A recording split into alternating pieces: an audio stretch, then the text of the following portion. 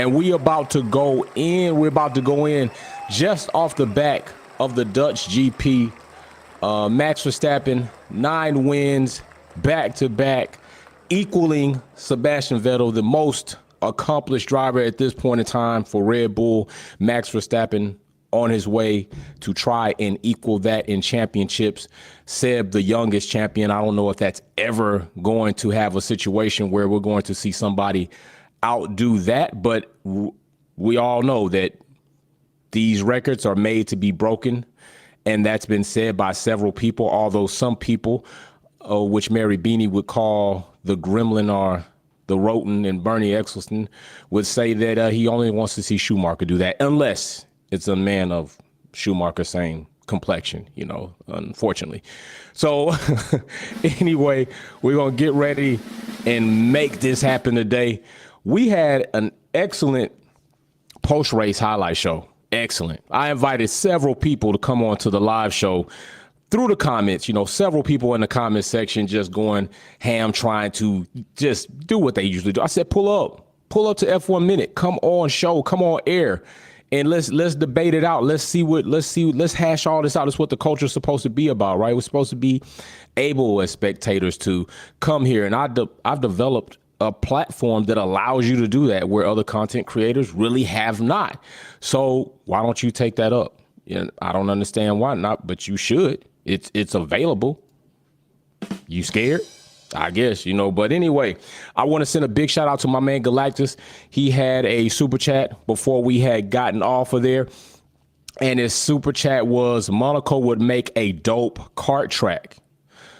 I do believe that. Yeah, I do think Monaco would make a dope kart track. Actually, that would be pretty dope. Monaco being a kart track would be pretty dope. I mean, that way Monaco has not outgrown karts. It's some years removed from facilitating the size of these new era Formula One cars. But as far as Monaco being a kart track, I think that'd be dope. I think that's something maybe they should look into. The FIA should maybe say, hey, let's turn it into a kart track for the up and coming, and maybe even they can still do F2 races there. Those cars are still not as big as the Formula One cars. Maybe F3, look into those. But as far as Formula One, I just think these cars have outgrown that track. That track hasn't made the necessary changes. It's really surviving off nostalgia and the historical value plus the stardom that happens there. But I would debate some that Miami has legitimately probably entered as an impactful Grand Prix for all of those categories. For the stars to come out, it's a wonderful destination. The track is facilitated for its new era of racing. I've heard that it's an awesome track, even for general admission, with the access that it allows general admission to have. Some people with grandstand tickets didn't feel like they should have even bought those grandstand tickets because they were hardly ever there. And I think that's a very good point. So Miami, another Grand Prix with the M, could take over for Monaco. Monaco get dumped off, and I don't think a lot of us would miss it. Now, I do think the people that attend Monaco would miss it because they like pulling up in the yachts. They like the pools. They like to shop, all that good stuff. But you can still go there and do that. It's just it's not really working well for a Formula One race. And it's just one of those. It's one of those check things for drivers. I won in Monaco, or I podiumed in Monaco. I mean, other than that, the racing's not great at all. But, that's one of our soft topics. Another soft topic is we are probably going to talk about Danny Rick during this show, during one of these segments. But Danny Rick going off, getting surgery. Very well-known surgeon. Also did the same surgery for Lance Stroll when he was returning with his broken wrist from his bicycling accident. And I don't know what's going to come of that, but we're going to talk about it later. But big shout out to Danny Rick, hoping he recovers. I met Danny Rick in person, talked to him personally, had a good time in the small amount of time that we got to talk, take pictures, and have a shoe challenge together. Very charismatic guy, but career on the fritz right now. When it's on the fritz, he's returned maybe sooner than he should have. And up on his return, not even 3 races in, if the third time's the charm, it's definitely a lot for Danny Rick. Third time, he gets broken in the race. Not even in the race, a race weekend. I believe that was FP3, wasn't even qualifying. And unfortunately, out for some time. How long, we don't know. He's expected to at least try to return this season. And we're going to talk about, is that really a possibility in one of our segments? So big shout out to you all. Really happy that you're here. You all are so great. We're going to get into Mr. Sarge, as my brother Will calls him. Will calls him Sarge. He's not no sergeant to me right now. He's even been given the name Captain America. That's a pretty big role to fill. Although I could say Captain America, I got some debates with Captain America. Sometimes I'm like, he good, then he too good at two shoes, then he too good to do what needs to be done. And a lot of people pay for his trying to be up. It's just a lot of things with Captain America. But overall, Logan Sarge definitely is no Captain America in Formula One. I saw this whole hoopla. They tried to, they drummed it up. It's not that it's fake. It's factual that, first, most recent American, top 10 on the grid. But he raked out even when he got top 10. He raked out. Now, I will say this. Prematurely threw some things on Logan Sargent's plate. Not that he didn't already have enough, but because he had so much, I really didn't mind throwing it on there. James Vowles says that there was a hydraulic issue, was the reason for Logan Sargent's accident in the race. Okay, probably, maybe so.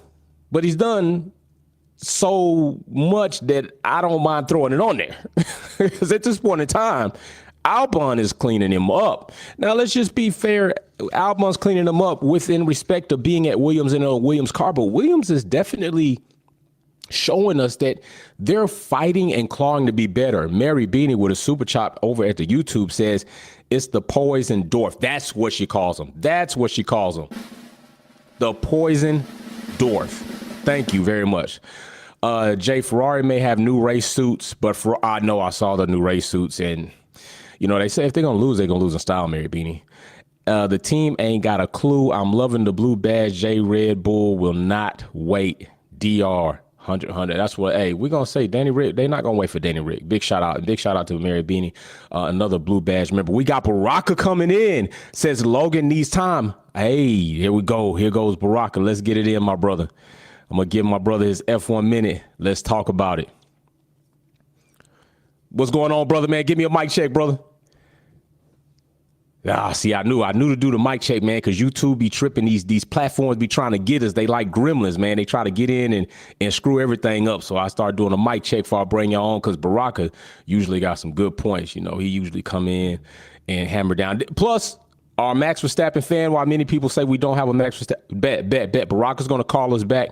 He's going to come back in and try to get everything straight. Max Verstappen fan, definitely legitimate. We also had another one, Jason Woodward. Used to be here, probably still here, but very busy. Definitely a Max Verstappen fan as well. Don't think I don't remember people's names. I do. And Baraka comes with some equal points, and we have some pretty good debates, and he does make some good points. Although I take my stance, he takes his stance. And just with his call in right there. Now, listen, I'm going to say that because I'm ready to jump into this show. If you want to call in, there's a link in the description and there's a link in the live chat. Everyone has access to that during F1 Minute, because this platform, this show, this segment is for everybody to come in, whether you're a Red Bull fan, Ferrari fan, Alpine fan, Haas fan, McLaren fan, Mercedes fan, any of those fans. It is time for you to come in. Alfa Romeo, Haas, any one of those fans, it is time for you, AlphaTauri, to come in, have a good time with us at a platform where we enjoy ourselves. We got the latest and most recent VIP member in the chat. The box is gone because I shipped it off to the mechanic Mercedes. Big shout out to my troll partner for the blue badge, talking about Mary Beanie. Bro, I shipped your VIP box off today. Baraka says again, he's coming in. Logan needs time, and I'm definitely not in disagreement with that. Let's see what Baraka says. Yeah, bro, there we go. Now we might checked up. Good deal. Okay, bro, go ahead.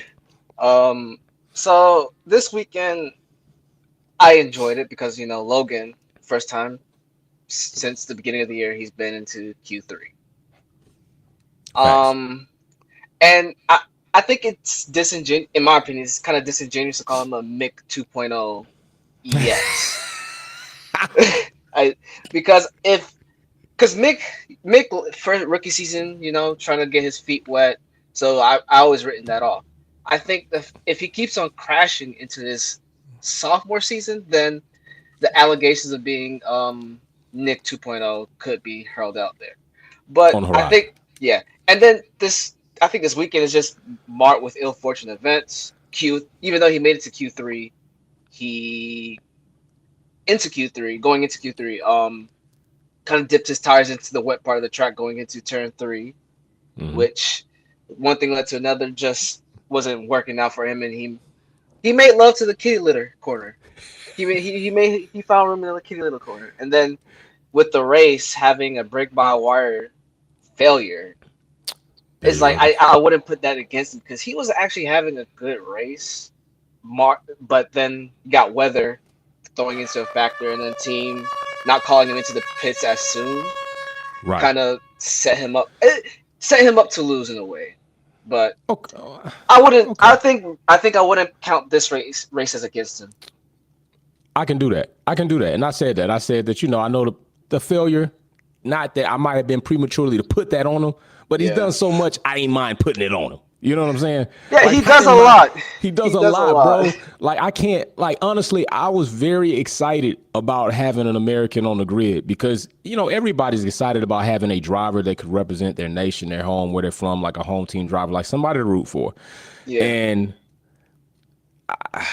he just, he still got time. I always agree with rookies need time. And that's why I think it's very unfortunate that Red Bull didn't give Nick DeVries some time because these are rookies. It's their first season. And even Front said it, like, these rookies come in, they don't know majority of these tracks. They're still trying to get facilitated. It's a big change, from any lower F series to any racing series you've been in and coming to Formula One.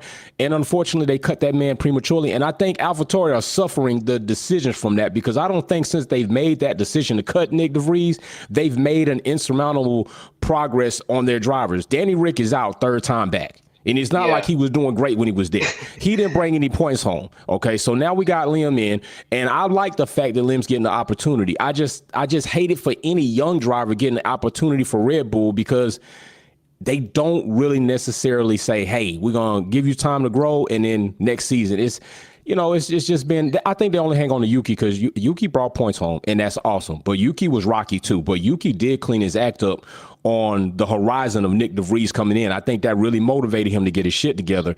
Helmet definitely doubted him. A lot of other people doubted him. Yuki cleaned it up, and you can't down a driver that's been the only driver within your lineup to bring points home. So, would you say the Nick DeVries problem is more of the fact that compared to Logan and Pia, as you like to call him, Pia, would you say that Nick DeVries is probably older and had experience racing, even though it's a Formula E car, it's still in the FIA's eyes, is their electric F1.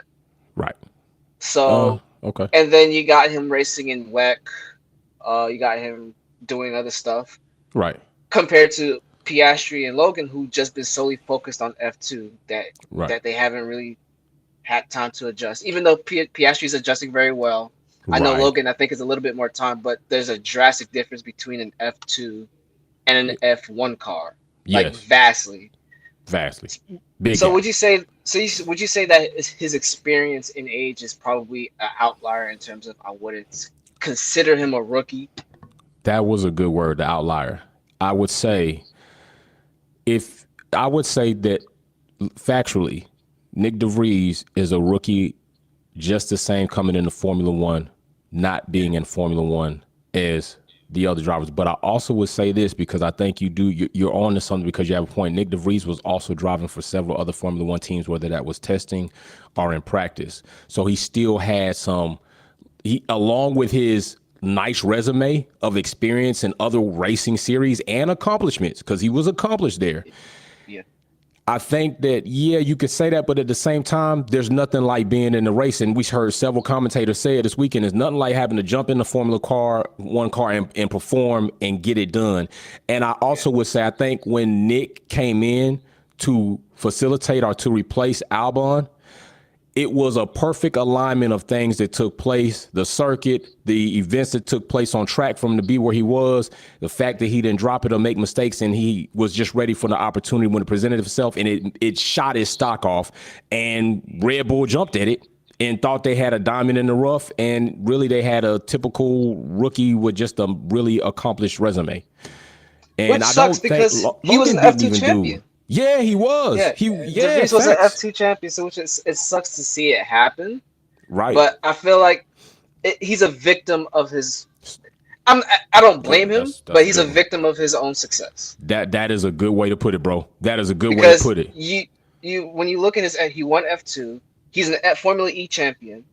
Um, to the point even Mercedes were considering putting him in a Mercedes seat in an F1 car with a Right. Mercedes engine. So you got all that hype, him coming in and then wowing everyone in Monza, Yeah. and then even though it's And in the practice with a Williams. few, and in the yeah. So even though it's practice and all that, he was impressive in practice. That other teams caught an eye on it. Right. So I think that's probably where you could call it. You could put it as a victim of your own success. Okay. All right. Yeah. All right. Yeah, we're gonna have to chop it up more, bro. You know I always love having you on, bro, man. We're gonna bring Kenneth Bugs in and see what he got to say, bro. All right, that's bro. Hey, I always told y'all Brock gonna come with it. Kenneth Bugs is coming in. He's also saying in his own way, new drivers take time. Big shout out to the mechanic dropping a Wolfpack membership in the chat. Chris Poplar has populated that. And another one from the mechanic, blessing somebody with a Wolfpack. Kirk Whiteman just collected that. Galacticus with his super chat says Nick should have went to Williams. He would be here. And I do agree. And I said that Nick DeVries should have went to Williams. And when he tried to say that he had no choice, I don't know how true that is because I didn't dig deep enough, but I really don't believe it. I think that Nick was saying something to kind of ward off him joining Max Verstappen's camp and Red Bull and all the Dutchmen and the van trips and maybe some of the criticism that may come with it. You've been driving Mercedes power cars up until now, and then you jump over to Red Bull. I think it would have been a better situation had he been at Williams. Now, I think, honestly, Williams in their environment with Albon and Nick DeVries, I think that could have been a pretty dope driver pairing. I think it would have been better to be with a team that probably would have took more of his input as well, because I think they probably shut him off a little bit too early. But Kenneth Bugs is coming in. He says new drivers take time. I want to hear what Kenneth Bugs means by that. Kenneth. I figured you didn't know who I was. Man, what the hell? I thought about it too. I said, man, is this fucking Kenny B, man? But maybe not. What's going on, brother? Go ahead. Man, you came on while I was still at work. I was actually driving home from work. But and I've said these things numerous times. Facts. It takes 2 years for a rookie driver to get used to the car because they got to learn all of the tools that come with the car. All right, brake bias front to rear, brake bias left to right every turn, rear differential every turn. These are settings that they're changing at every turn. Facts. And not to even mention engine settings for recharging and stuff for fuel economy and stuff like that. It's a lot. But the teams have access to information that we don't. They can look at the telemetry from the driver's reactions with his brakes, his steering, his accelerator, and match it up with his opponent, with his teammate, and they can see the way his brain is actually reacting at the same time compared to the other car, to the teammate who's driving the same car. And they say that you can't compare drivers to drivers in other cars for a good reason. These cars are different from each other on every single track. And each car reacts differently on every track. So some guys' driving styles are more lean towards one car than it is towards another. That was the case with Nick DeVries. Okay. His driving style was more suitable to the way the Williams car was driving. And that's why he was able to accelerate. When you got a car like AlphaTauri, who's at the back of the grid, who they admitted did not turn out the way they wanted it to, it's impossible to ask a rookie driver to be able to learn the things that he's got to learn, get used to the track, get used to the car, all of the new things, to step up from Formula 2 or Formula 3 to Formula 1. Right. All of that. And also be able to help them solve their problems and change their driving style to match the way the car drives now. and Right. the reaction they're getting from the car is going to be changing on every track. So you already got the worst performing car because it's doing things that make you react that cost you tenths of seconds every turn. Certain people's brains can handle that's the difference between the unicorns, The processing. the possible champions, the fast drivers, and everybody else. It's all really in the brain. And it's hard to get people to understand this, but you're trying to make your brain react faster than what it's normally used to. So I agree with you guys. Nick DeVries would have did much better in the Williams car, but how could he have known that? Plus, Vowles wasn't there when that decision was made. So they were already looking at Logan Sargeant because it's an American-owned team. Facts, Dalton.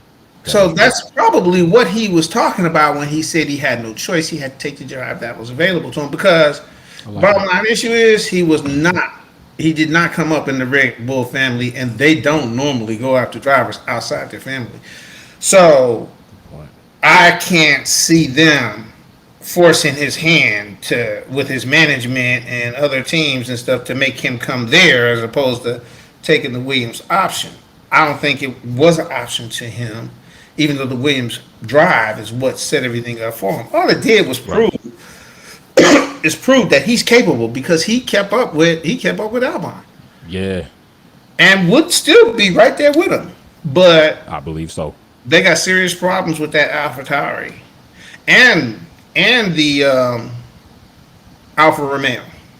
Oh man, that you ain't saying enough when you talk about the Alfa Romeo. Right. For real. But For real. I need to say this.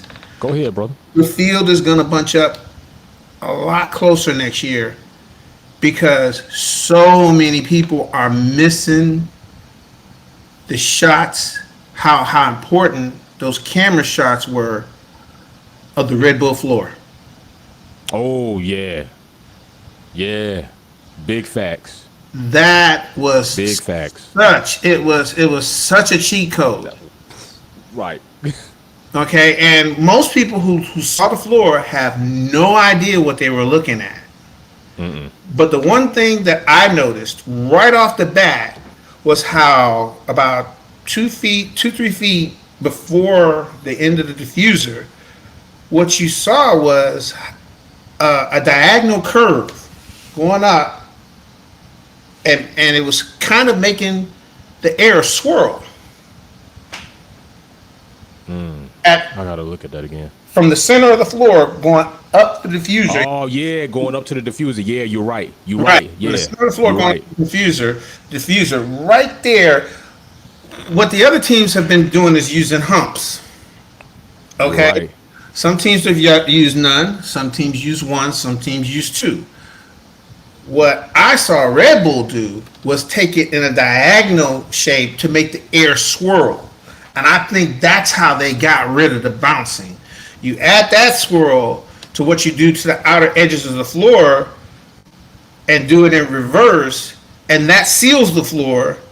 Well, that circular air helps to stabilize the airflow so it doesn't just keep going up, keep pulling it down until it stalls. It's a lot more stable. And I guarantee you the team saw it. What race was that? That was Monaco. That's Monaco? She was just bad mouthing. Yeah. Yeah, you damn right. You damn right I'm bad mouthing that shit. It got to go. Yeah, that was Monaco, brother. I'm gonna see if I can pull that up. About Monaco. Go ahead. Everybody's sitting around listening to what the drivers complain about. And the bottom line issue is, if the same issue, as long as we're not talking about a safety issue, if the same issue is addressed to all the drivers in the same way, if they all got to face it, then it's fair. So stop your bitching. You know what? I feel that point. It's actually one of the hardest tracks to drive on. I feel that point, but I also feel Monaco is still being outgrown. It is. Even though it's fair for everybody, it's still outgrown. Even you can't. The point of the track being so slim, according to the cars that are on it, without the overtaking, yeah, everybody's got to deal with. But it's not a very. That's not competitive to. And that's not a competitive option at Monaco overtaking. Okay, what you're It's talking really about is not. overtaking. Yeah, I'm talking about overtaking. Okay, so let me ask you this: whose Go idea ahead. was it to make the tires fatter and the cars wider? I'll give you a good point. I'll give you that. I'm putting it I'll on give you the that. drivers. I'm just saying. They did it to themselves. I give you that. I can give you that. They did it to themselves.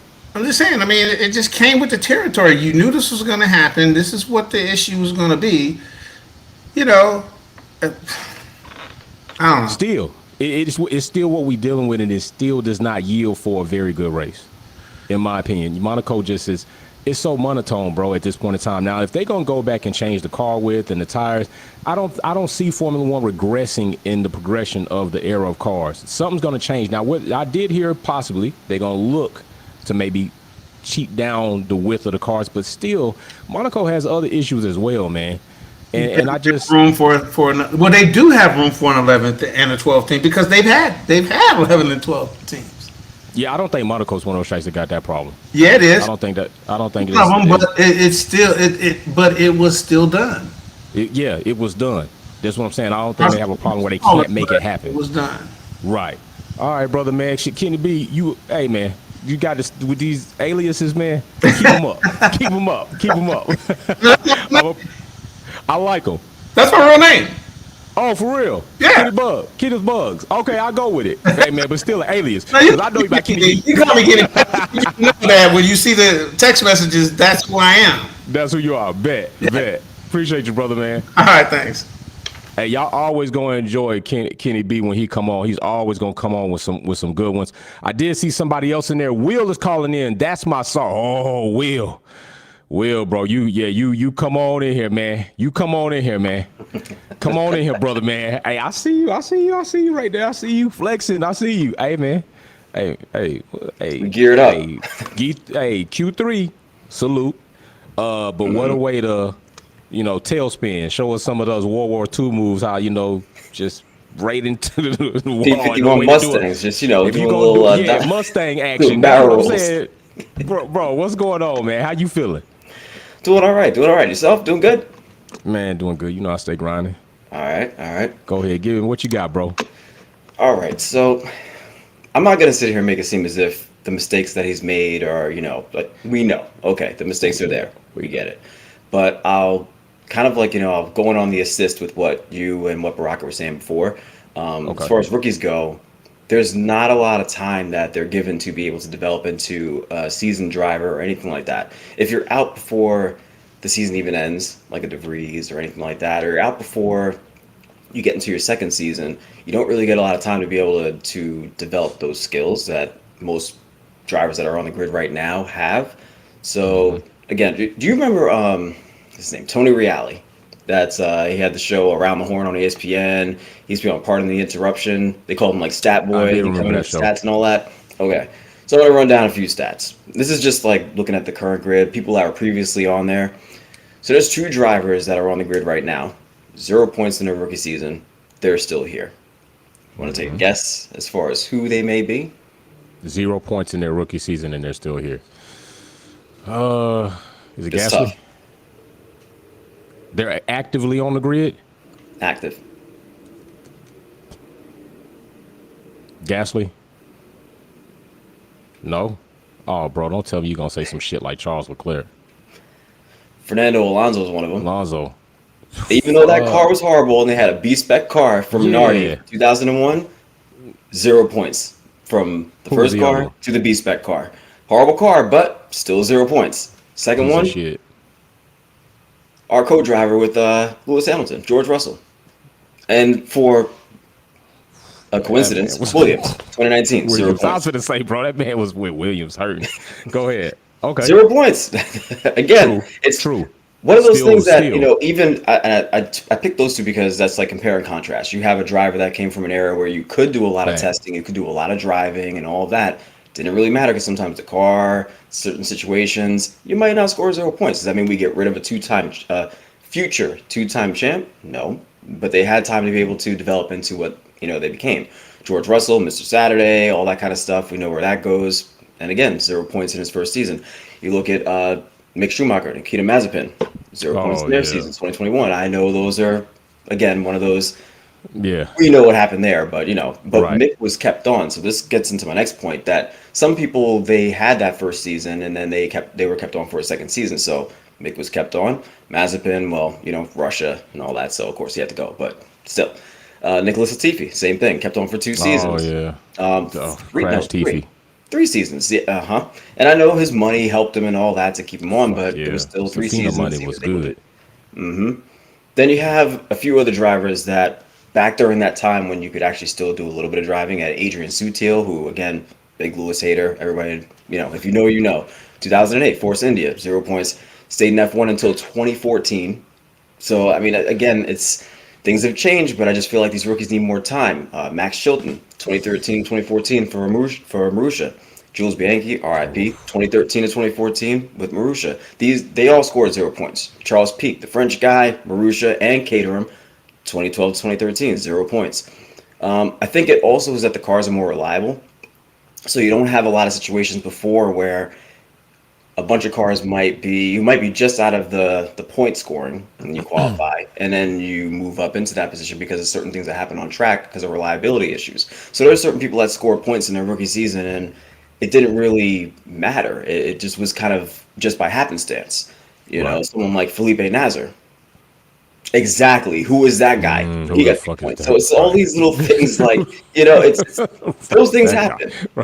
And if we want to compare his current teammate, which is Alex Albon, Right. he came in though in 2019 into a car that was really good. And this has always been a thing they've talked about now with Red Bull and their cars. The engine was horrible, but the chassis was always really good. Their high rake, all that, they were really good at certain tracks. And these are the stats for that. So you have 2019 when he came in at Toro Rosso, when he was racing with Max Verstappen, he scored 92 points. Max got 278 and was in 3rd place. He was in 8th. So this is like that same Checo, Max kind of situation. All that what we talk about now. Should he stay? Should he go? Like all that. Same thing. 2020, 7th, 105 points. Max, 3rd, 214. It's kind of that same argument we could have where you had a really good car, but you're still finishing way below that person that you're racing with your teammate. And does that also kind of count? Just because you're scoring 0 points in a car that's maybe mid-pack or or maybe towards the back of the field, of course it's going to seem a lot more. It's going to seem a lot more dramatic when you score 0 points. But again, I just go back to the fact that scoring 0 points, there are a couple people on the grid right now that score 0 points in their rookie season, and we're not looking to get rid of them or anything. Right. I just think they need more time. They need more time to develop. You don't have the same time to have anything on track. Simulators can go as far up to a certain point, and then They only go get you so much. Right. I think we've heard several drivers, even Lewis Hamilton, like was not, I don't want to say anti-simulator, but he just did not rely on the sim. We've had, the Gambi family on. They don't like their son on the sim much. It doesn't let you imply all the real senses that you need on track. There's nothing like that track learning. Even I've experienced that now, just entering in the kart racing with my little one. So it's very true. It's a very good point. It's a very good point, man. So yeah, I can go with that, and I do believe he needs time, but I'm still gonna criticize and talk shit about this in the way it's going down, all the way home. He is an American. I am an American. I defended America, and I'm gonna give him the shit that I deserve to give him. Goddamn it, because man, some of this shit is like, man, why are you doing this to us? Why are you doing this shit? We don't. What is it, Kevin Hart said? We don't look good as a unit when he goes out there like this. Right. He's making us look why bad. Why are you doing this shit? I'll admit that he's making us look bad, but I can also say the last driver that we had that came from America, Scott Speed, great racing name, but if you remember back to what was it, 06, 07 with Toro Rosso when they first started up, that was a disaster and a half. I mean, he was like, there was rumors that he like punched France Toss in the face, like all this, like, and he apparently denied it, and just arguing and like doing all this like crazy stuff behind the scenes. See, the team wasn't back in it. A whole mess. So I mean, I'd rather have at least what we have now with Logan versus what we have with Scott Speed, and then if we all remember when they got rid of Scott Speed, who came in? Sebastian Vettel came in and then, took off with his career. So I'd rather have at least this and watch him develop. He has pace. I'll keep sticking to that. He has pace. However, when Charles Leclerc does a spin on a qualifying lap or something. Oh my gosh. Okay. Look, and I love Leclerc, but you can see how there's a difference. There's definitely a difference. So I don't know. It's just they both drive on the limit and sometimes they go over it, but I think he just needs more time. I'm not giving Charles that shit no more, bro. I'm not giving him that shit no more. He know better now. He knows better now. Remember that Miami spin? Now. Not once. Like Charles does it. He seems to like. One thing I give him is he's gonna double up, maybe even triple up in the same fucking spot. Like, what are you doing? It was the same thing. And if you think about it, even though they're saying now that this was probably a hydraulic failure for Logan, it was the same type of thing. You caught the curb and you spun it. And that was all on you, bro. That was all on you. All on you. The hydraulic thing, I like it, James. I like James. Like Baraka said, I wouldn't mind him being my hype man. James Vowles did what I believe a good team principal should do. Like, he's a rookie. I'm not going to come out here and give you all extra ammunition to dump on him. I got to watch out for his mental and emotional stability as a driver. Hey, it's on us. We had a hydraulic failure. Don't put on him. I think that is a very commendable and thing that you should do, unlike so many not so many. Unlike other team principals and Christian Horner and Helmut Marko, the way they conduct themselves with Perez. Right. They've said some things outside that really personally could get to a person and show your lack of support for a driver.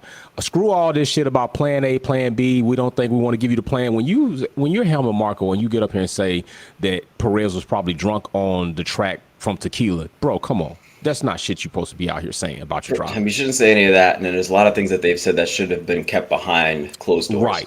Right. Yeah. Exactly. So I credit James Vowles when he did that. And when he said it, I was something to let TV like, okay. I like it. I like it. we saw what we saw. And even I'll say that. As back in my rookie. I went back and watched that T-Cam view, and I was looking for that brick of a steering wheel. And I was like, okay. I'll give Blue Diva a shout out on that one. I think she was in the Discord chat saying, yeah, he definitely hit the wet paint. So it was one of those just whoop, I don't know if any of y'all ever drove a 1985 Buick Regal without power steering wheel. I did, and I didn't see that steering wheel action in fucking Logan Sargent's car. Goddamn. Try that shit out for size. Fuck, what you talking about? Hell, so big shout out, Will. Big shout out, man. Let me go ahead. We gonna carry this on, bro. All right. Oh my gosh. All right, y'all. So listen, that's the Logan Sargent segment. So yes, I think all of us that came on here, Baraka, Kenny B, Will, I think we all are in agreement. Rookies need time. And I think Kenny B really put a lot of context to that topic for you all, went above and beyond to bring in some very nice articles of evidence of why it's so difficult and why these rookies need time. And I think him doing that really puts a shade on AlphaTauri as far as what they did with Nick DeVries, highly and quickly jumping to Danny Rick, who had already been there and then back again, and then out already again. Now here we go, Mr. Lawson and the Lawson family. What will happen there? And so we will get into that further. Let's go ahead and jump into our next segment. But first, I want to give a big shout out to Sylvia Witt Kelly, blessing somebody with a Wolfpack membership. Looks like Chalk SA is the one who collected that. Big shout out to Sylvia Witt Kelly. Also with a super chat, smash that like button. It's free. She's not lying. Don't cost you nothing to hit the like button. When you hit it, I'm telling you, when you hit it, you won't see an invoice for any amount of money. It's just free. Just go ahead and hit it, all right? Remember, this show is more about you than it is about me. I can run through this, go over, start working out, go eat, spend some time. I want to hear what you got to say. We had so many people in the comment section during the post-race highlights about this next segment that we got coming up. And it's about Max Verstappen's campaign. Is this season the most epic? Now, I asked somebody a question, and I invited them on to the show to make sure they can come and politic with us, chop it up with us, on a positive note, even if our views are different or even if we disagree, still a positive note. But you know what? For some reason, they don't really pull up. They don't really pull up. I don't know why they don't really pull up. So I ask you all, because it seems like as of late, now I'm not talking about Max Verstappen's talent. I'm not talking about Max Verstappen's ability. I'm not talking about Max Verstappen possibly joining the list of unicorns. Max Verstappen may very well do that, although we know By far, probably. And I still think there might be some debatables in there, but I'd have to go back and do the research, look at the Williams car, definitely look at Mercedes. By far, probably the most dominant car, I think, maybe in Formula One history right now, the RB19. This season to me is not epic. If this was an epic season, I will say this. Americans don't like cheaters in sports. Red Bull is that. Them trying to push this narrative, and even Max trying to say, and Kenny B, boom, here he coming. Even Max trying to say it's not difficult. There's a difference between the challenges that exist in a race weekend as far as I credit Red Bull for not even having a DNF yet. That's something sometimes you cannot control, right? The weather. Max in this weather this past weekend, that definitely is something that you have to navigate. Show the skill to navigate that. Even having the fastest car, not necessarily having the fastest car in that type of weather situation is going to void well for you. You still have to know when to dial it back, when to come in, all of that. Credit full Max driving ability with that, just as any other driver, but Max did it. Still, it's not something that nobody's expecting. It's not. So I just don't see this being it's not an epic season to me. Like I'm not as excited, and it has nothing to do with Red Bull's dominance. It's just, I know what's going to happen. I just know what's going to happen. Kenny B coming in, he say, bull, Kenny B say, let's go. Kenny B say, bull. What's going on, brother, man? Go ahead. What you got? Look, man, this is the thing. And this is going to be more of a back and forth conversation because I can talk till my head turns blue, and it's not going to make a difference in people's opinion because people are usually stuck on what they think. Red Bull has a car that is so obscenely tilted towards Max's driving style that no one else other than a unicorn can drive that car. Because Lewis told you, if he was in that car, it wouldn't be going the way it is now, would it? He said that, didn't he? So, when you have a car that is so head and shoulders above every other car, because there's 2 championships, and they only give the money for the Constructors Championship. They don't give money for the Drivers Championship. That's just right. Okay? When you got a car that's so head and shoulders above every other car, you're always going to find, well, number one, in Formula One, you're always going to find the fastest drivers and the fastest cars. No ifs, ands, and buts about it, right? Good point. Okay. I'll rock with you on that. And the difference between what's going on with Red Bull and what went on in the 8 years that Mercedes won the Constructors Championship is Mercedes had 2 drivers who could fight equally in a car that was not so much tilted towards Lewis's driving style, because even though Lewis can handle that more aggressive front end, that's not his preference isn't so tilted towards that, like to the point where no one else can drive the car like Max's preference is.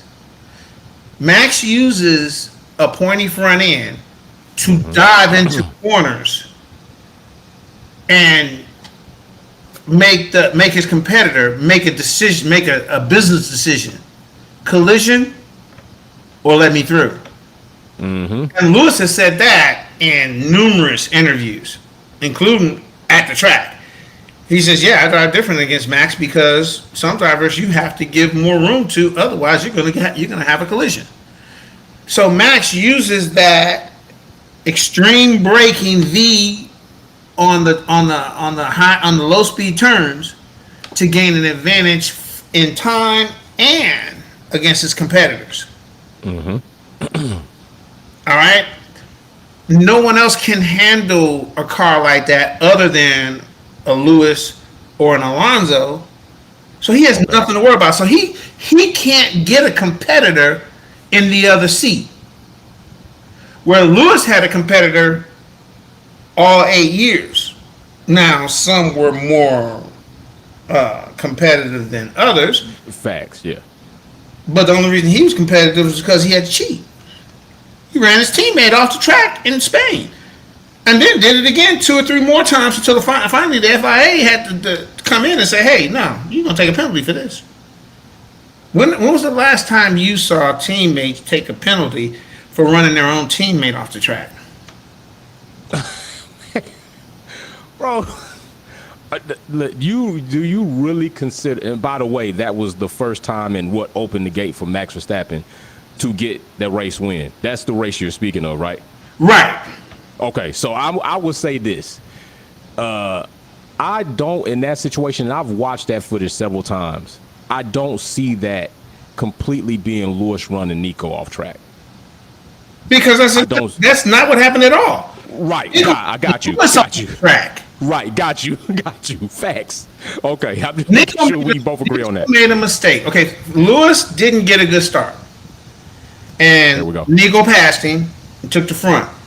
Right. Lewis got in his way, was right there with him. Nico made a mistake in his engine setting, and it showed up in his brake lights. So his brake lights went to blinking like he was harvesting, which really he was because he made a mistake in his engine settings. So with Lewis pulling up on him so fast, he had no choice but to go around him. It was a pass move. Mm-hmm. Nico could not adjust in time, so he slid. He figured he had his one defensive move. He was going to take it. Facts. I agree with that. There's the other rule. You have to avoid a collision, and he didn't. He ran the other car into the grass. Your own teammate, the golden rule, and Lewis lost control of his car. Of course he did. Right, on grass. Right. What you think was going to happen? Right. Exactly. And he knew that the only way he could beat Lewis was to rattle him, which is what Max's driving style has been since he came into. All right. So I got some questions for you and some pushback. So I can't completely agree with if something is tailor-made for you, specifically made for you, it pretty much is something that is being made to heighten your ability. Right? Yes. Okay, we can agree right there. So do you see Max being able to be in a situation and a car like Lewis Hamilton and be able to do what Lewis Hamilton has been able to do with it? Because you got a mental too. Because it don't take much for Max to start crumbling when things don't go his way. Do you see Max being able to be in a W13 and a W14 and all of this progress and still be able to keep his mental and everything else right to be optimally driven in a champion type driver on track? Okay, in order to answer that question, I got to take you someplace. Okay, go ahead. Let's go. Would you say that Max in the Red Bull and Lewis in the Mercedes were equally balanced, even though the cars were different? They had different driving styles, the cars. You talking about 2021? Yeah, 2021. Okay. Would you say those cars were, with those two drivers were evenly matched? Okay, are you saying what I say, the two cars were developed for each driver evenly? Like, no. What I'm saying is, that season, as you watched it, were they going neck for head, neck, they evenly matched, going at each other? One would win this week, one would win. Okay. I go with that. Because I enjoyed that season. All right, Max showed you exactly who he was. He's a bull in a China factory. And Mazda showed it. When he got his way, after he got his way in all those races leading up to the British Grand Prix, Lewis had enough and said, okay, you think that you can just run over stuff and take over stuff? No, I'm going to show you. I have racing ability, and I can race in close quarters. Can you? Right. And every time you put Max, before he won that first championship, in a situation where he had the opportunity to go head to head with another driver of equal caliber, it always ended in a collision. Whether it was a small contact and just bump somebody off the road, or whether it was a hard collision with him ending up hitting 13 G's going into the barrier. Yeah. Because look, a driving line might be a driving line, but there's still raceability. You can't control the track. He did not force you off the track.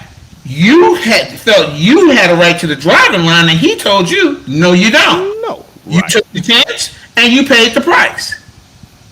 And what did he turn around and do right behind that?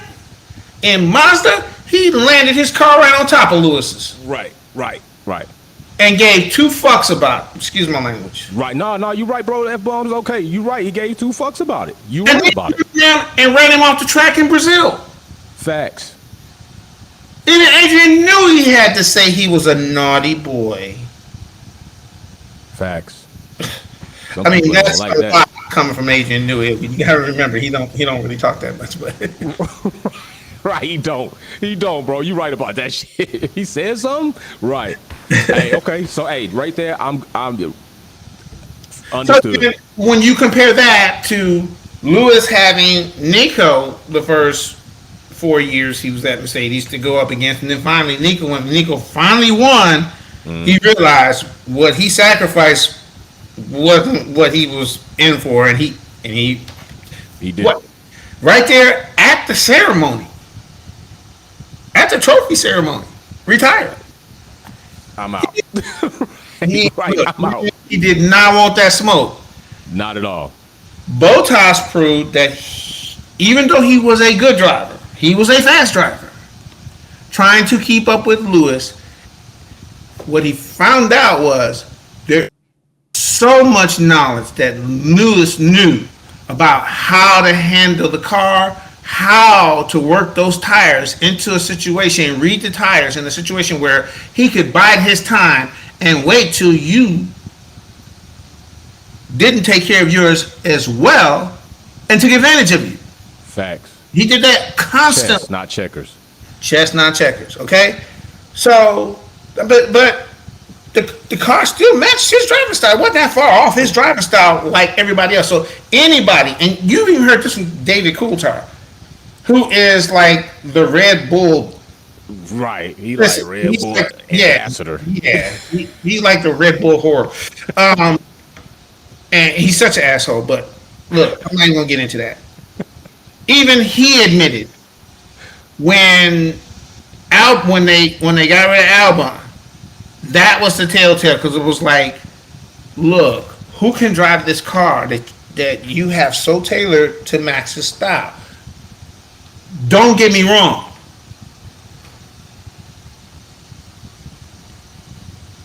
You cannot say that Red Bull is wrong for tailoring that car to Max based on time.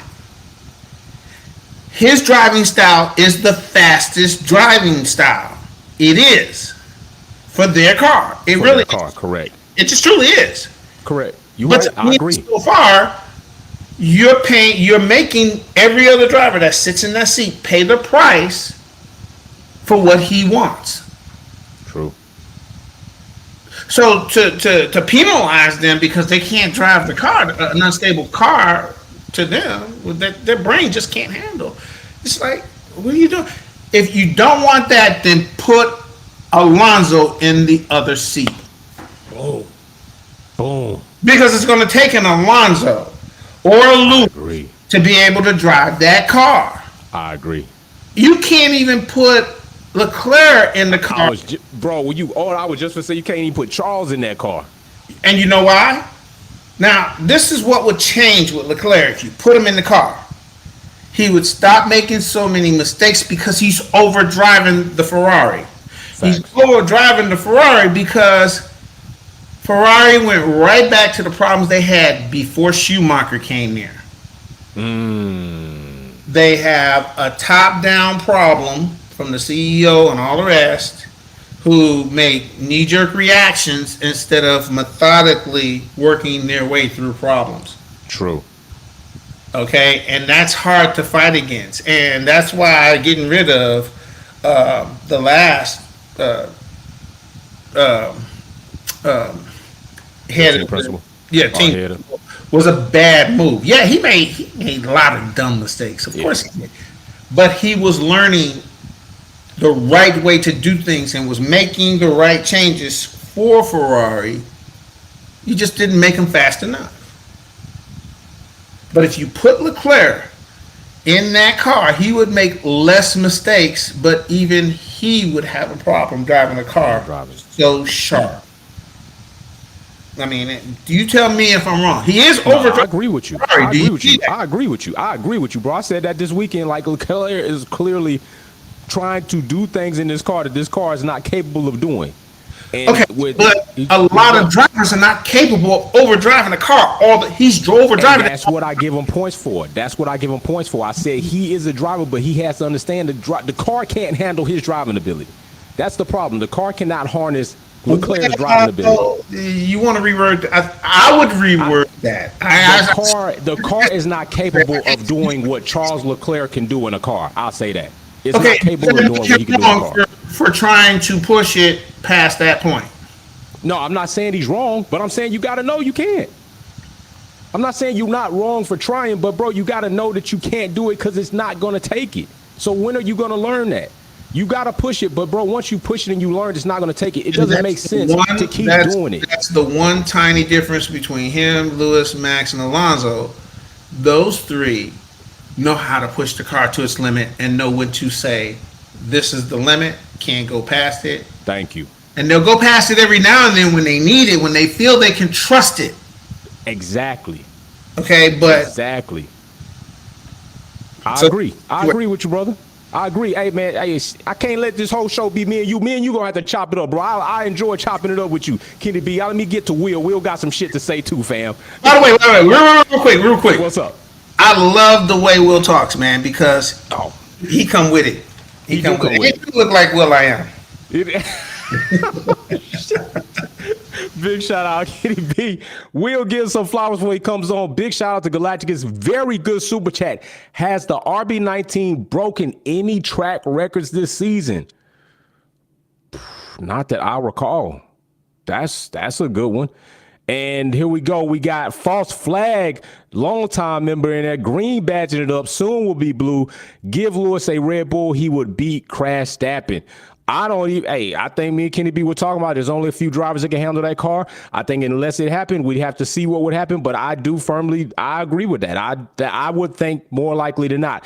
Peen, what's going on? First time super chat, I see you. Max's car is set up to avoid going head to head.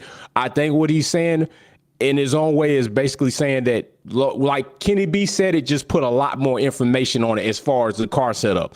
And PM, big shout out to you. Will coming in on the super chat says, what are Max's best seasons? Will, go ahead and lay it out for us, because Kenny B just said, man, he like you becoming that. Will I am. He said you look like him too. So, man, go ahead and say what you go ahead, bro. Lay it on him, bro. That's a first. That's definitely a first. I've heard back in the past. I've heard Mos Def. Yasin Bey, I've heard that before. I've heard that a couple times. Yeah, heard that. I wouldn't give you that. I definitely Will I am. Really? Put the glasses on. Put the glasses on. Let's see. Go ahead, bro. What you got? What do you think his best seasons are? Because I got a question too. I think everyone always gravitates towards this season, and it's not. Hell no. It's this. This is a 2022 and 2023 are artificial. They're asterisk seasons. I like 2020. 2020 is good. 2021 I'm gonna go with good, up into the bullshit.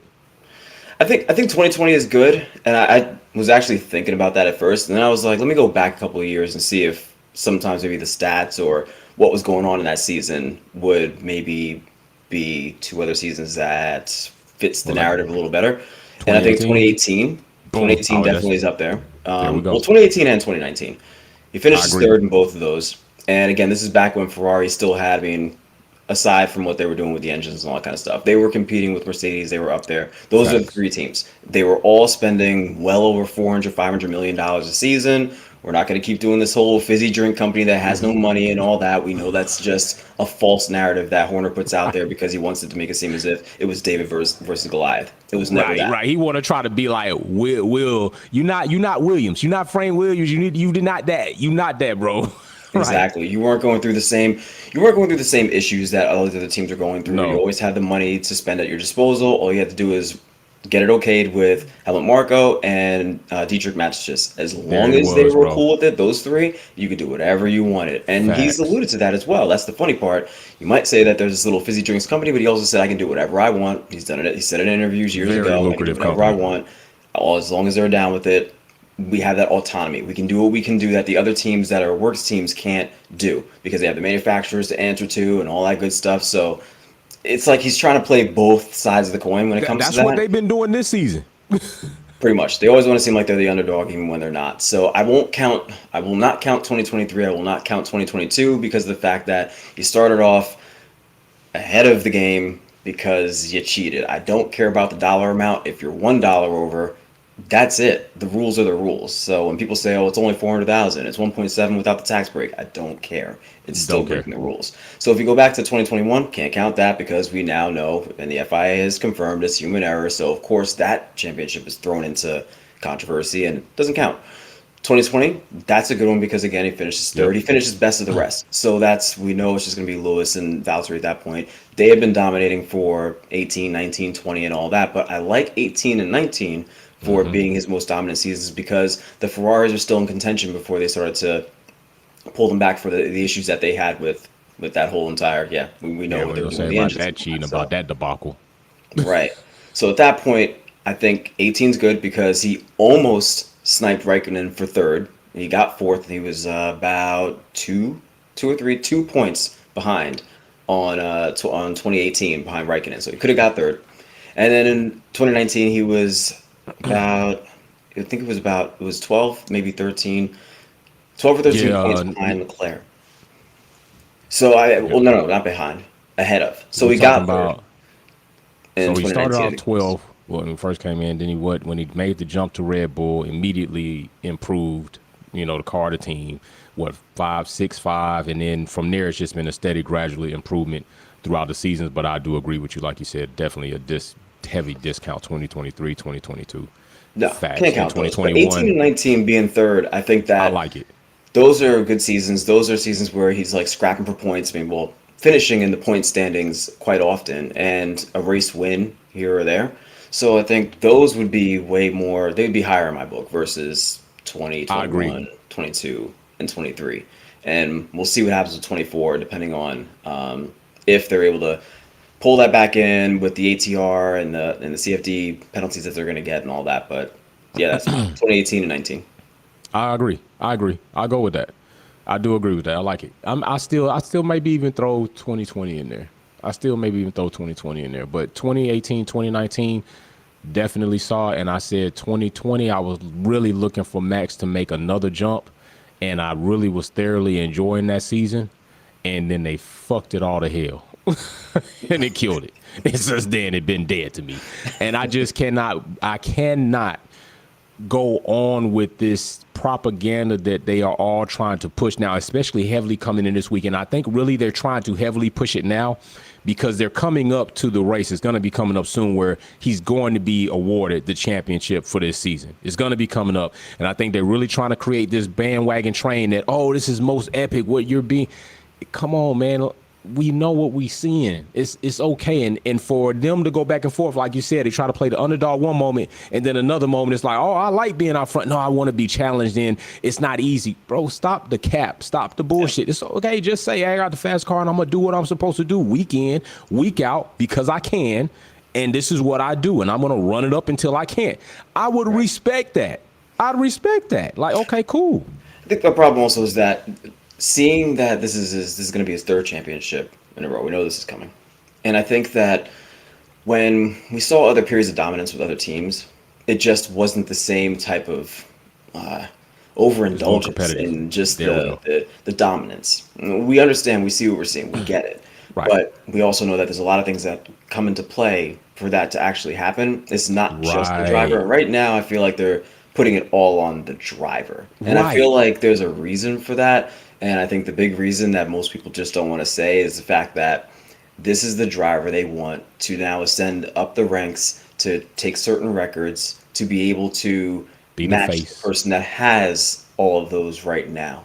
Mm-hmm. And because of that, we're seeing exactly, that narrative that's being put out there. They're really painting that story to say this is the person now that is the new generation is coming up and is going to smash all those records. Honestly, I don't think that's going to happen. I think longevity is going to be key, and he's not going to be around long enough to do that. I think he's already kind of getting tired of it. So again, and that's also part of the hubris of what they're doing. That's hubris because of the fact that you're giving him all of these things. Thank you. Because you're just giving him slaps on the wrist, overlooking not doing shit. anything. Right. So I think that push that's off on Gasly this weekend, bro. That shit was egregious. I can't understand how that shit went without being invested. That shit was egregious, bro. Like, come on, man. I chalked it up to home turf. As much as I want to not act like that's the case, but I'm watching the FIA and how they're moving, and it just feels like that was home turf, and he matches Vettel's 9th. So there was nothing standing in the way of that happening. They had to let it happen, and that's part of the reason why some people think it's a little more entertainment versus the actual sportsmanship, and all that kind of stuff. So hopefully it's not that, but I'm still holding out hope. All right, big shout out, bro. Always coming with it. Hey, man, man, to get a compliment from Kenny B is no that's pretty good, man. That's no easy feat. Bro, pretty strict when it come with the bullshit. Kenny B be coming with the shit. This is true. This is true. He said you be coming with it, man. Hey, I'm telling you what, man. One day I'm gonna get with you and Kenny B, bro, because I'm all about that. I'm gonna set it up, man. We're gonna get on. We're gonna try about getting on together, man. Let's do it. I'm all about that, and we'll see about doing that. All right. All right. I appreciate you, brother. So yes, we got some super chats up in here. We got Pian says, when has Max properly defended an overtake? Ooh. You know what? I will say probably definitely more so than ever with Lewis Hamilton. I would say against Charles, I want to say Bahrain, maybe. Charles and him was and he paid the price with Russell, and I like how he paid it. I like that Russell stuck it in there, but then that would go to what you were saying, properly defended against an overtake. But I would say more so with Charles, I think we've seen evidence of Max maybe not, let's not say properly, let's say giving space to Charles. And I think Kenny B's made a point on that. If it wasn't Kenny B, it was Baraka as far as the class and coming up and kind of that, that buddy mentality versus against Lewis. But that is the only time I can really say I've seen wheel-to-wheel driving, and even Charles, to me, got the best of him outside of being in a Ferrari that just has not been up to par. And it's been really disappointing for me this season to see Charles suffer, to see Ferrari constantly, like Kenny B said, making knee-jerk decisions. And it's just, it's despicable. It is. I really was counting on Ferrari to come in more competitive, not about a whole thing like we got to find somebody to be Red Bull. I know it's a lot of people on that. I'm not on that. I really was looking for McLaren to come in being more competitive, although coming into the season, I can understand what happened with them as far as a wind tunnel, logistic situations that led to them maybe not being where they wanted to be, which they admitted to, and you could tell during the delivery launch, which we will be up on that again soon. So come back here because we're going to delivery launch and testing. And I was counting on seeing Ferrari make another step since their debacle 2019 and making that, having coming up out of their slump. And it just seems like they just rolled over and kind of fell into another slump. Mercedes, definitely full of themselves, thinking that anything they do or anything they touch will be gold, made a very huge error, critical mistake. And at this point in time, they've literally wasted seasons of Lewis Hamilton's greatness. And let me just be fair when I say this. Although Lewis Hamilton, like LeBron James and Serena Williams and Tom Brady, are great longer than the average people that are great and have cemented themselves as so, time still moves on, and Father Time still gains ground. And at some point in time, those abilities will start getting rounded off. Okay. Mercedes, shame on you for not making optimal decisions that will facilitate your driver, 7-time world champion, Lewis Hamilton. They did that. And yeah, that is what it is. All right. So we had a big question during the race highlight. And it was because it came up and, somebody wanted to say Max has destroyed all of his teammates. And I didn't disagree with that point. I agree with that point aside for Danny Rick. Danny Rick gave Max the business in a season, and it wasn't as easy as everybody else. But my question was, what teammate has Max Verstappen had on the level or better than Alonso, which Lewis Hamilton had coming into the game? I didn't get an answer. Boom Spanker, Bum Spanker tried to come up with all types of other things. That was my question. All right. My question has been, and Kenny B alluded to it as we were talking about another topic as far as teammates being able to drive the car. But even those teammates being able to drive the car, those teammates that Max has had to run with, and at times you have to compete against your teammate. It is just the nature of the game.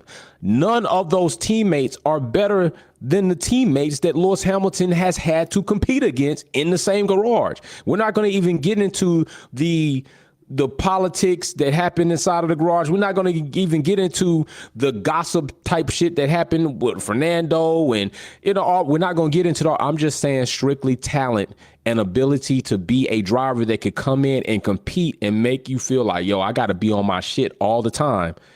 Max Verstappen ain't had that. I mean, the closest driver I'm going to give him is Danny Rick and now Perez, and people, you see what people saying about Perez. And Kenny B makes a very good point because the car is so extremely developed toward that. It's crazy. Obama says Max would be epic terms of breaking Seb's record, but 2020 was Max's best season in my opinion. I'm bringing Obama on. Let's go ahead, and then we got somebody else waiting. We're gonna bring them on. So let's try to.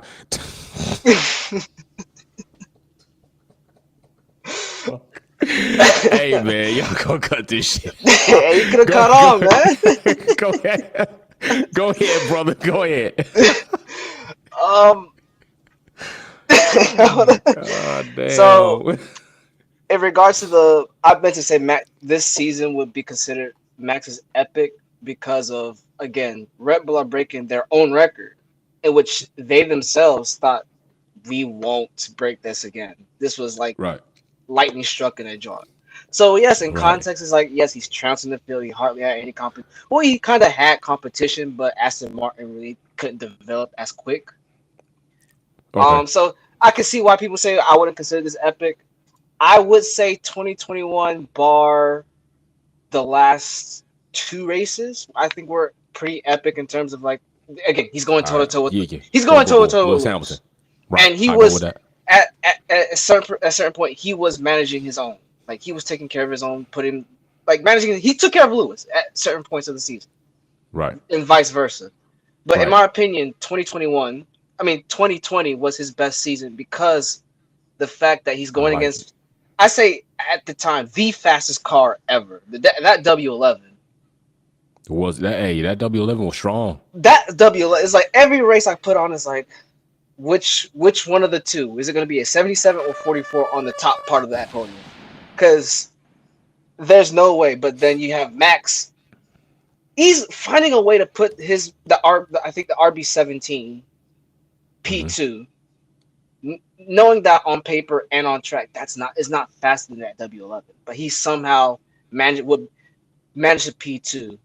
And then if you remember the Silverstone 70th anniversary race, he gapped Lewis. Yeah, he gave us a little preview on what was going on now. Like, he gave us a 2.5 year teaser.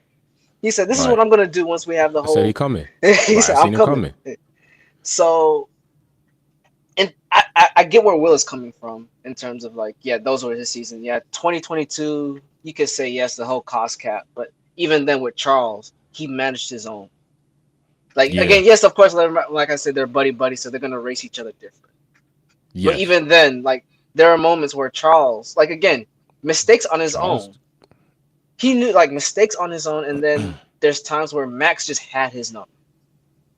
True. There was races where I think it was Imola.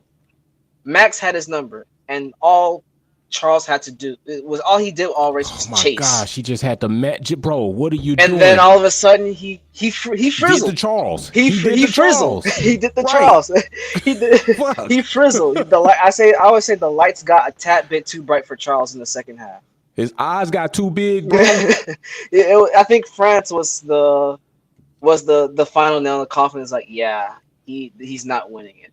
Max took care of him easily. And yeah, he got, a bit scared of, like, it's like crap, And I ain't gonna say Ferrari didn't help contribute to that, because Ferrari sometimes Charles was running way out front, bro, and the car just failed. Oh yeah, like I think What are we supposed to do with that? Spain. I accepted. Like, yeah, Max was closing in, but I think the setup wise, Ferrari just had the better setup until his engine took a early Shit. vacation trip to Barcelona, to the Yep. Barcelona beaches, just enjoying its time there.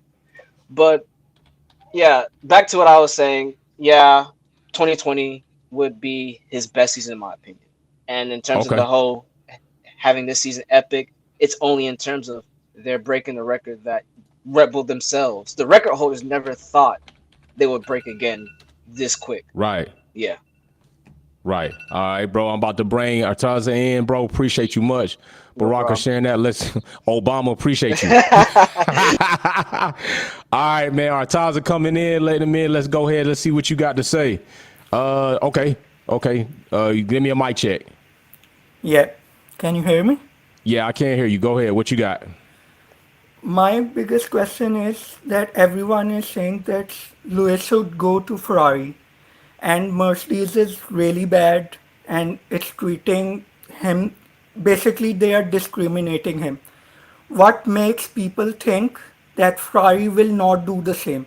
Ferrari thinks everything, I won't say they're racist, but they are like this, everything Italian, everything Italian, everything Italian. And look how they treat their actual customers. You can't modify Ferrari.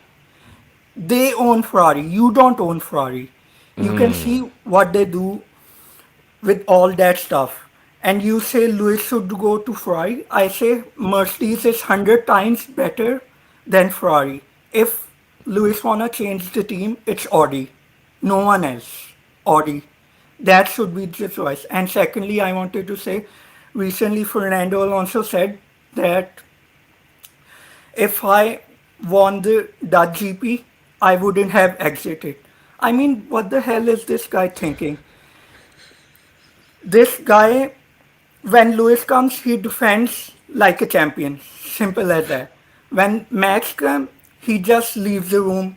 90% of the grid leaves the room for Max. And when Yep. Lewis comes, everyone is like, I'm gonna block this guy. I'm gonna block this guy. So these Fair. are my two key points that I wanted to say. Hey, So you big can shout ask out to your you. audience. Hey, big shout. And I'm gonna keep you on while I say it. If a lot of people, how do you pronounce it? Is it Artaza? Artaza. Yeah. Artaza. Hey, I'm a for some people who don't, I'm gonna put in context to what he was saying as far as with Ferrari owns Ferrari, you don't. There have been several cases, legitimate, factual cases. You can go look them up, where Ferrari have sued their own customers that have purchased Ferraris and done certain things to personalize their own bought Ferrari. Ferrari finding out that a customer has personalized or changed the Ferrari, Ferrari has sent out cease and desist letters, and they have sued customers who have paid money to Ferrari to own these cars. That is what he is mentioning and talking about. And that in itself tells you the mentality and supports what he is saying. So big shout out to you for bringing that up, man. Thanks. Always good to have somebody new come on. Big shout out to that and making a lot of key points. And I've said this several times. Going to Ferrari is not the answer for Lewis. But we're about to get into this segment right now because I want to hear what you all got to say about that. When is enough enough? All right, driver or team on borrowed time? Who's on borrowed time? We got Charles at Ferrari. We got Danny Rick coming in. Is he going to be welcomed back? Will he have the door shut on him returning and be forced to go back to the pit wall in a sling and might as well put it on and recover the right way? And Lance, I know we talk about it. I know we've already said, but Rocker's made the point. Kenny B's made the point. Will's made the point. I've made the point. But when is enough enough? We saw again Lance Stroll gapped by Alonso in the AMR 23, and there are no excuses or even conspiracies that you can come up with as we could come up with about Perez and Max, the car being different or not being different, whether that's true or not. You're not able to just freely and confidently come up with these type of scenarios with Lance and Lawrence owning the team. Lance having a nepotism seat. What is going on? When is enough going to be enough for Aston Martin? When are the board of directors going to come down and let Lawrence know, like, you're killing our bottom line. You're killing our damn product. This dude, your son, is not that guy. We got Alonso showing you what potentially this car could do. Your son cannot and is not doing it. Whether he can do it, I'm not going to indict him. Whether he is doing it, it factually says no. Okay, Danny Rick comes back, maybe too sooner than he should. 3 races in, third time's not the charm. He's broken and he's out. Liam is getting getting the opportunity that many thought he should have had several times before, and now he has it. And I think honestly, he did a very nice job this weekend managing, not making mistakes in the race that would cost him to be DNF'd or last. He placed 13th, although he slipped off the track, did not completely race the car, was able to take it back into the garage. I think he did a nice job this weekend for somebody who just got thrown into the fire or into the deep end of the pool. He swam, he tread, he made it to the other side. He made it out to swim another day. Charles, what the is going on? What is going on? Baraka coming in spooky hours. When Obama gets spooky hours, it get dark in here. So let's go. What's going on, brother? What we got? So spooky hours for certain drivers. Let's keep it a buck.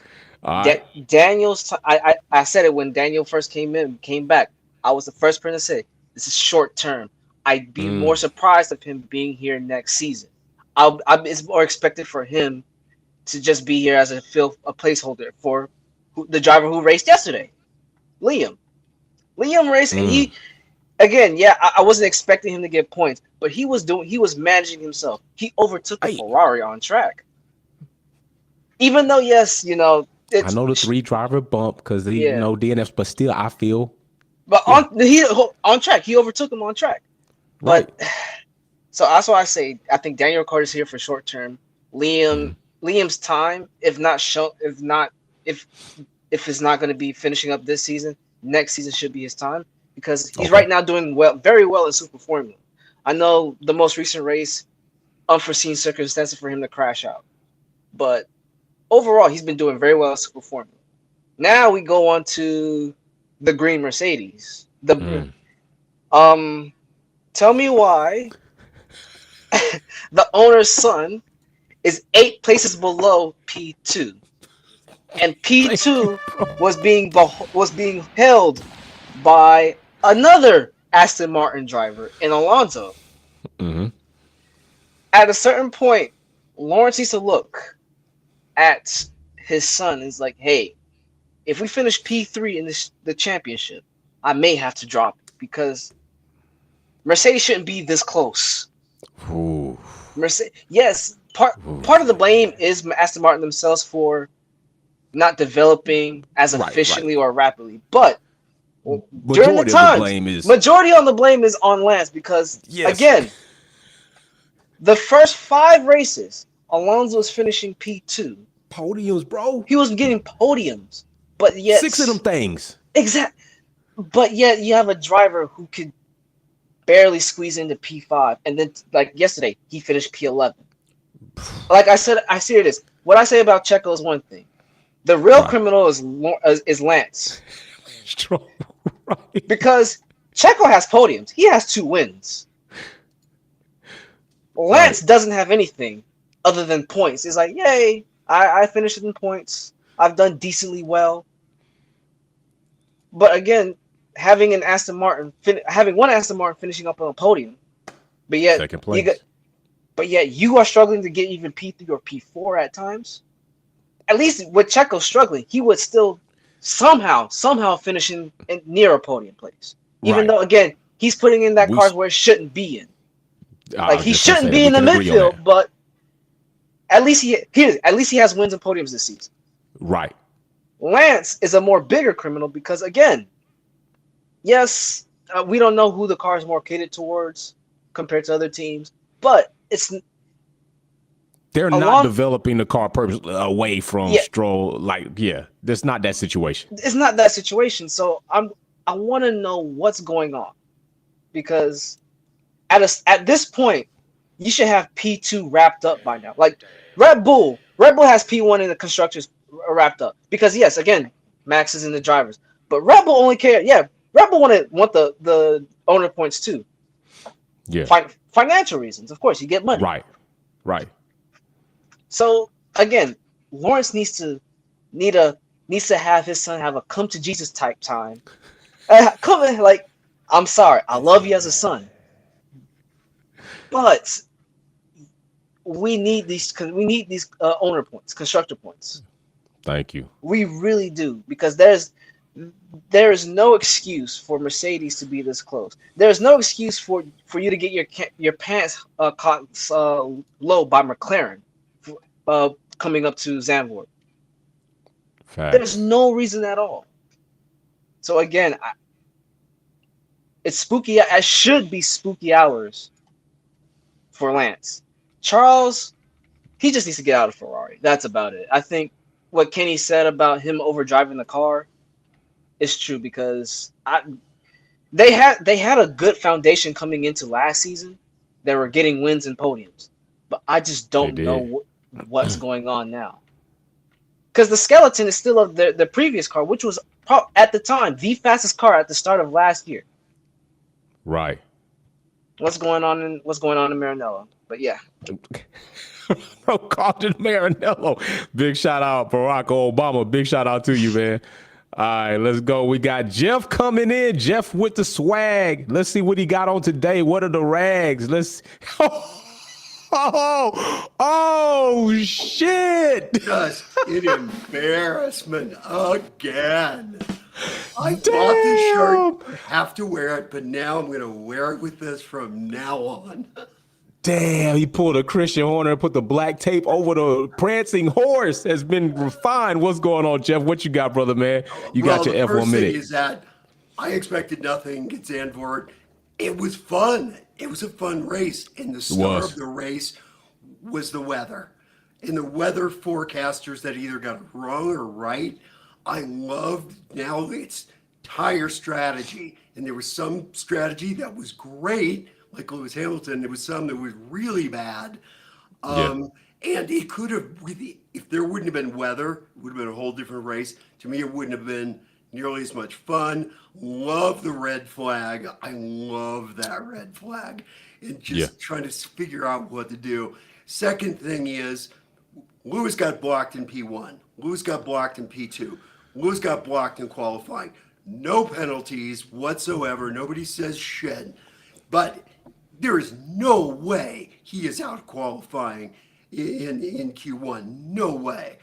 But having said that, he goes to last and ends up in sixth. He's the best driver on the grid yesterday. He's the best driver on the grid. I don't care how much Marco buffing the helmet says about how great Max is. Max is a great driver. He's not that good. Oh, one more thing. Helmet Marco.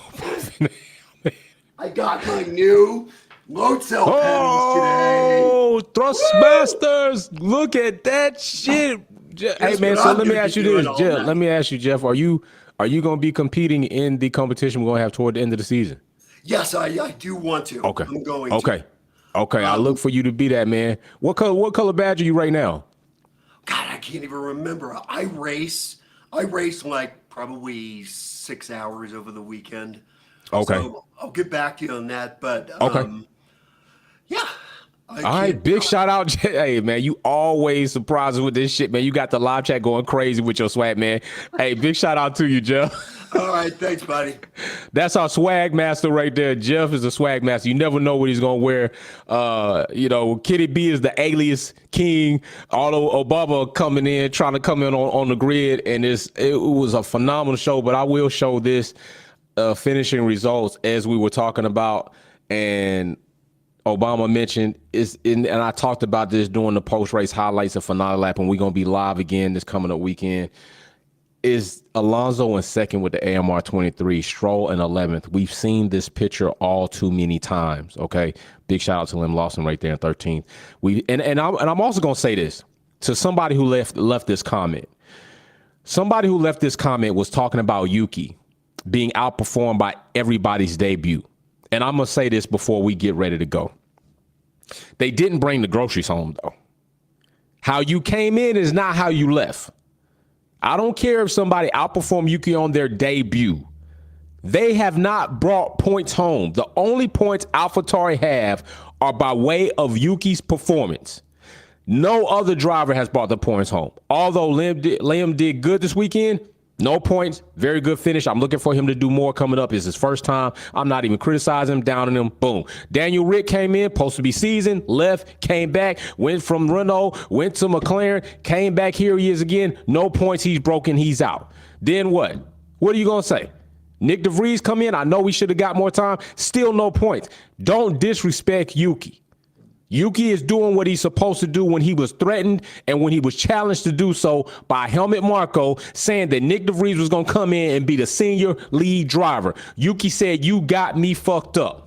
All right. So big shout out for that. Big shout out to Yuki. Derwin Hill says Stroll is a bum. I can't give Liam too much credit. I understand that. He was off the pace all race. At least he brought the car home. And that's what I mean. He brought the car home. He managed. Let's see what he could do coming in later on the season, because I think they're going to give him a little bit more time. And he's got some time, so hopefully he could do a little bit better coming up with a little bit more preparation. Not like it's a lot, but it's more than he had coming in here. Blue Diva says Mr. Stroll needs to let Lance go play tennis.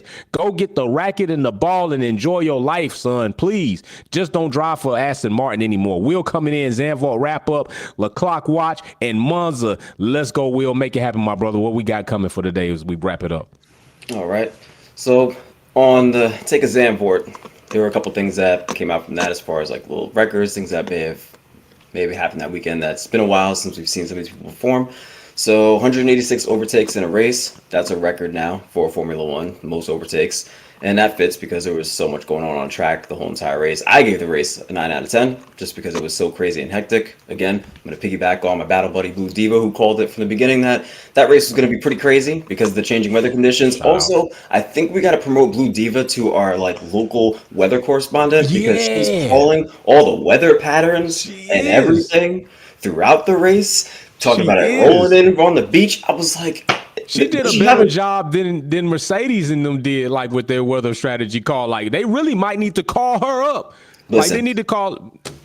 They need to. Honestly, they need to. I think Blue Diva might have like a meteorology degree or something because she was calling it minute by minute, lap by lap, and it just kept on happening. Even when they said it was something different, I'm watching the whole entire like transcripts on the radio messages and all that. I'm like, well, they said this. And Blue's like, no, it's going to be this. And here we go. The weather changes up real quick. I'm like, where is she in Zandvoort? Hold on, wait a second. I'm telling you. So shout out to Blue Diva for that one. We also had Alonso, who set his first fastest lap since 2017 Hungarian Grand Prix. And first podium for Pierre Gasly since 2021 Baku Grand Prix. Remember Baku Grand Prix, brake magic, all that. We won't talk about that. We won't talk about that.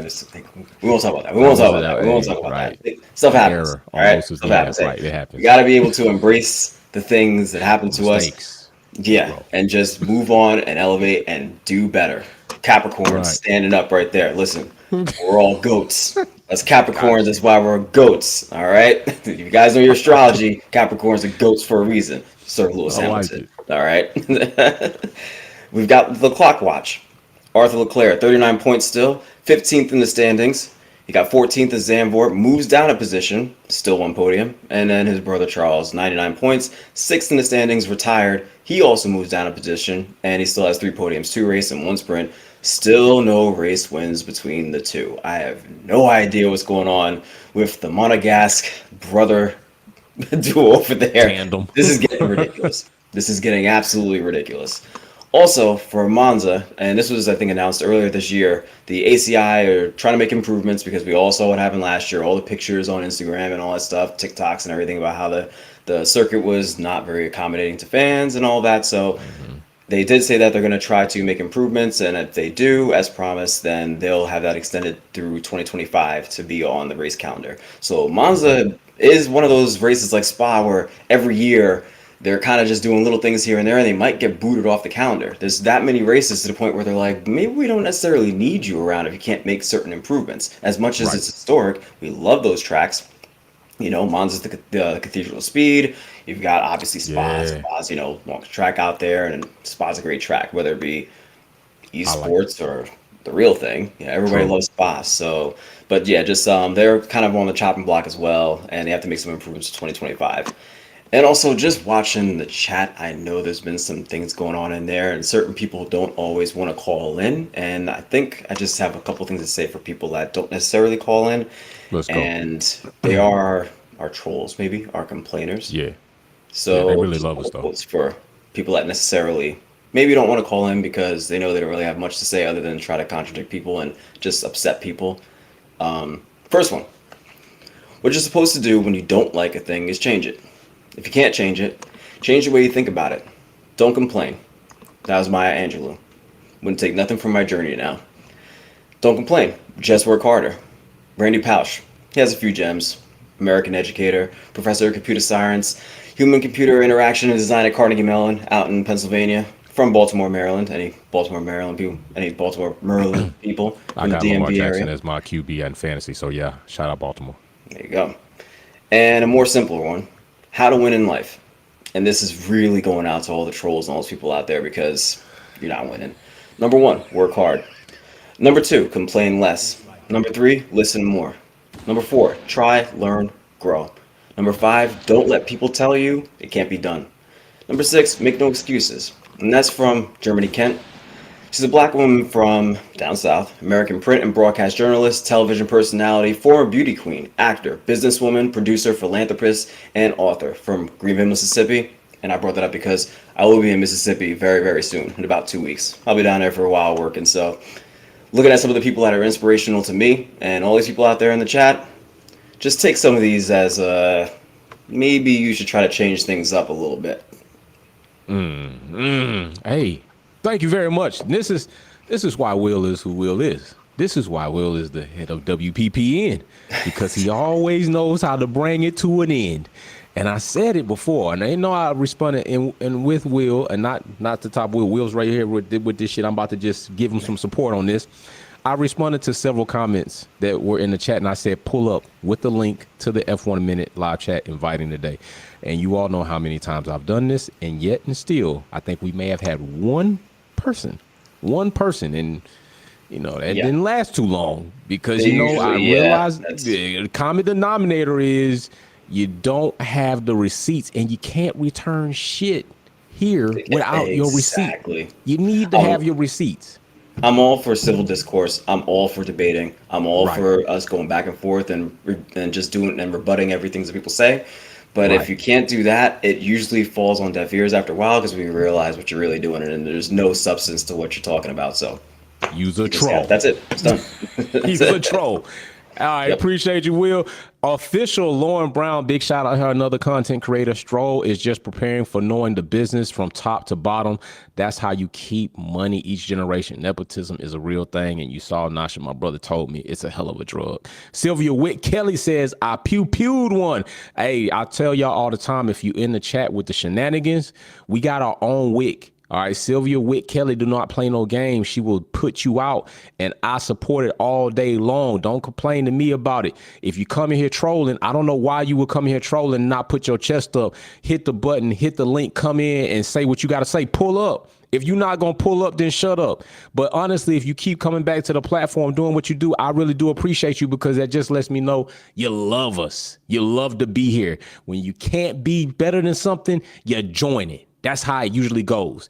Imitation, all right, is the rawest form of flattery. And those who cannot do, talk about those who can. So keep talking about me.